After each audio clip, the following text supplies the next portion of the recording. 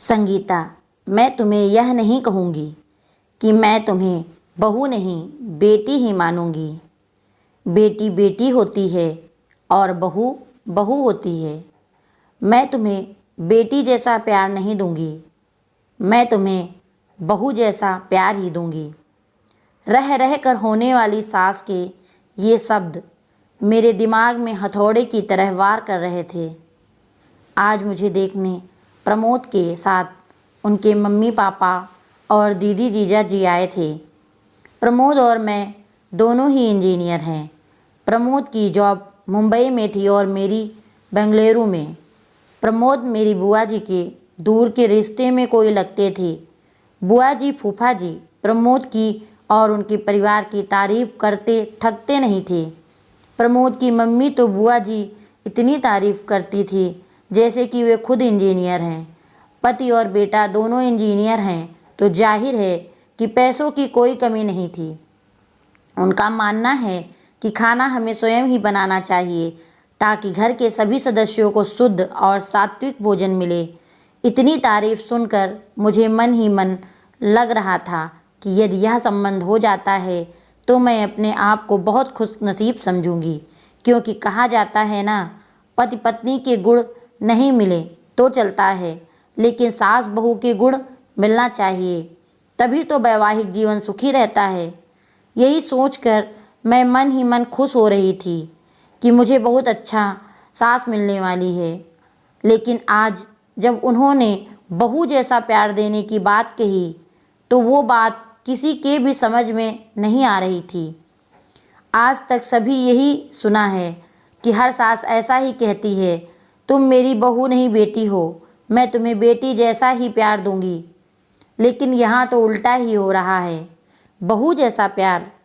घर के सभी को आशंका हो रही थी कि कहीं वे शादी के बाद फिल्मों वाली ललिता पवार टाइप की सास ना बन जाएं। यदि ऐसा हुआ तो मेरा क्या होगा।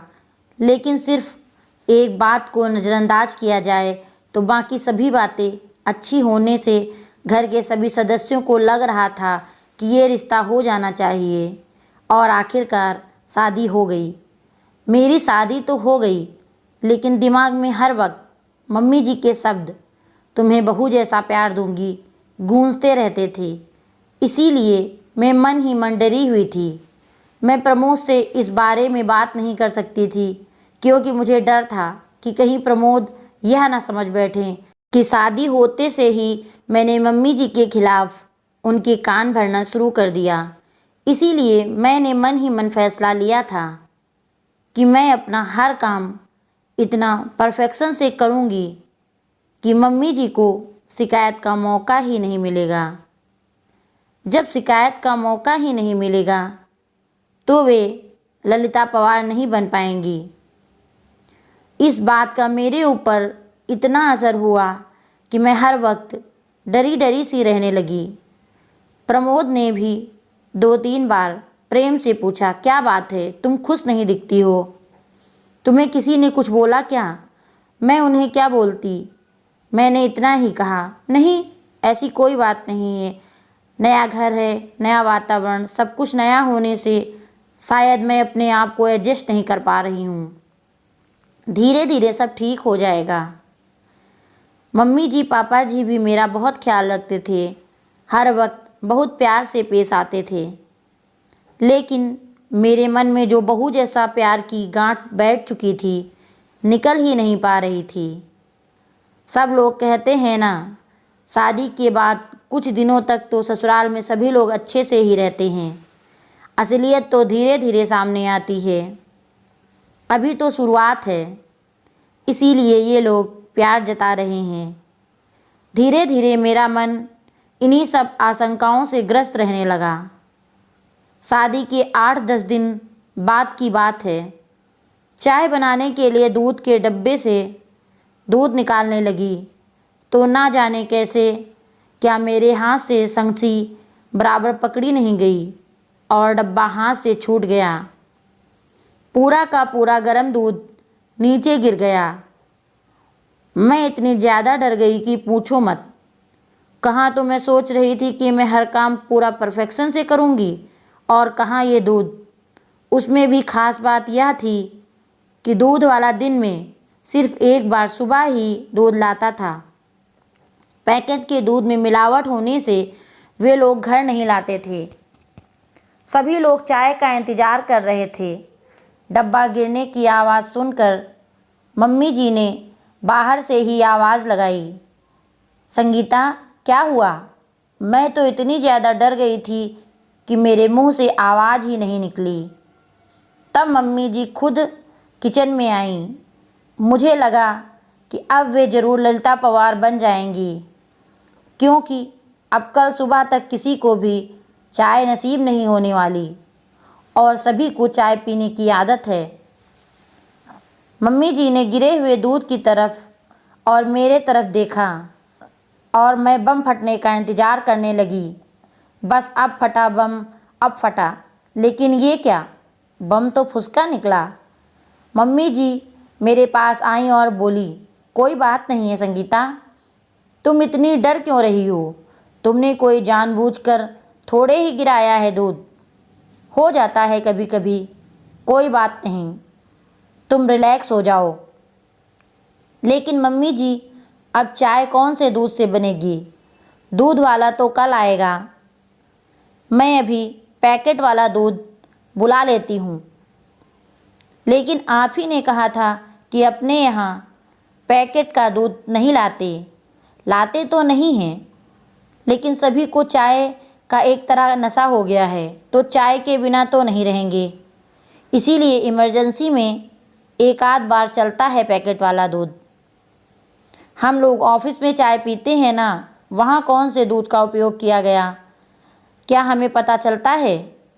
ऑफिस में हमारी मजबूरी है, लेकिन घर में जहाँ तक संभव हो, शरीर के दृष्टिकोण से जो अच्छा रहता है वो करना चाहिए। इसीलिए अब पैकेट का दूध नहीं लेते। लेकिन एक आध बार में कुछ नहीं होता, रोज़ रोज़ थोड़े ही दूध गिर जाएगा। अब तुम रिलैक्स हो जाओ। मैं मन में सोचा, मैं फिजूल ही डर रही थी। मम्मी जी तो कितने अच्छे हैं। लेकिन दूसरे ही पल सहेली की बात याद आ गई कि ये सब चोंचले शादी के शुरुआत में ही होते हैं, आगे आगे देखना होता है क्या। यह बात याद आते ही फिर से मन में वही डर समा गया। दो एक बार और इसी तरह की छोटी मोटी गलतियां हुईं, लेकिन तब भी मम्मी जी ने मुझे प्यार से ही समझाया। 4-5 महीने के बाद की बात है। सभी को पालक पनीर की सब्ज़ी बहुत पसंद थी। आज रविवार की सभी की छुट्टी होने पालक पनीर की सब्ज़ी बनने का तय हुआ। सब लोग खाना खाने बैठे तो जैसे ही इन्होंने पहला कौर मुंह में लिया तो बहुत बुरा मुंह बनाया और वो एक घूंट पानी पीकर बोले कि आज सब्जी में नमक डाला है कि नमक में सब्जी डाली है? आज डबल नमक है सब्जी में। मुझे काटो तो खून नहीं। हे भगवान, अब ज़रूर मम्मी जी अपना बहू वाला प्यार दिखाएंगी। कहेंगी कि तेरी मम्मी ने यही सिखाया है क्या? पढ़ लिख कर नौकरी कर रही है, इसका ये मतलब नहीं कि तुम्हें सब्जी बनाना भी नहीं आता। तुम्हारी माँ ने तो कहा था कि मेरी बेटी को सब आता है, फिर ये क्या है? मैं ये सब सोच ही रही थी कि इतने में मम्मी जी ने मुझे ज़ोर से झंझोड़ा, संगीता, संगीता, क्या हुआ? तुम काँप क्यों रही हो? रो क्यों रही हो? कुछ नहीं। वो मम्मी जी सॉरी, ना मालूम आज कैसे क्या नमक डबल हो गया। अब सब लोग खाना कैसे खाएंगे?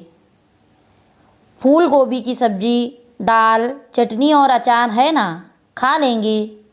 तू घबरा मत, लेकिन आगे से सब्ज़ी बनाते वक्त थोड़ा ख्याल कर लेना। दोपहर में जब मैं और मम्मी जी अकेले थे तब वो बोली, शादी हुई है तभी से देख रही हूँ कि तुम फ्री नहीं लग रही हो। ऐसा लगता है कि कहीं खोई खोई सी, डरी डरी सी लगती हो। क्या बात है? यदि तुम मुझे नहीं बताओगी तो हम समस्या का निदान कैसे कर पाएंगे। यहाँ तुम्हारी मम्मी नहीं है, लेकिन मैं तो हूँ ना। तुम मुझसे अपने मन की हर बात कह सकती हो।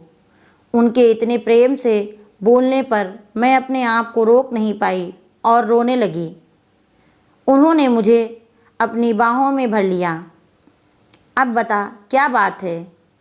मम्मी जी, जब आप मुझे देखने आई थी तो आपने कहा था कि आप मुझे बेटी जैसा नहीं बहू जैसा प्यार करेंगी। हाँ, कहा था तो। बहू जैसा भी कोई प्यार होता है क्या। बहू की छोटी से छोटी गलती पर भी उसे इतना प्रताड़ित किया जाता है कि मानो उससे बहुत बड़ा गुनाह हो गया हो।